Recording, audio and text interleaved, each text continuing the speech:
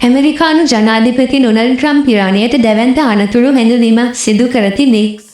තමන්ව ඝාතනය කිරීමට උත්සාහ කළහොත් ඉරානය මුළුමනින්ම විනාශ කරන බවයි ට්‍රම්ප් පවසන්නේ.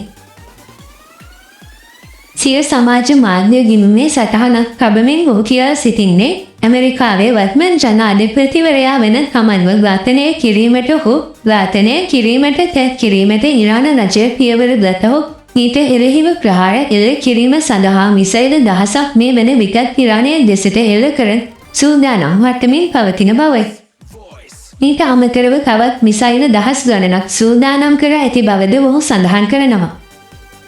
මේ සඳහා වන හමුදා නියෝග දැනටමත් ලබා දී ඇති බව පවසන ට්‍රම්ප් ඉරානයේ සියලුම ප්‍රදේශ සම්පූර්ණයෙන්ම විනාශ කර දැමීමට ඇමරිකානු හමුදාව සූදානමින් සිටින බව අවධාරණය කර තිබෙනවා. මෙම අතිශය දැඩි ප්‍රකාශය මැද පෙරදිග කලාපයේ ආරක්ෂක තත්ත්වය තවදුරටත් පුංසුම් මුහුණුවරක් ගැනීමට හේතු වී තිබෙනවා. මේ පිළිබඳව ලැබෙන නවතම තොරතුරු සැනකින් ඔබ වෙත රැගෙන එීමට අප සූදානම්.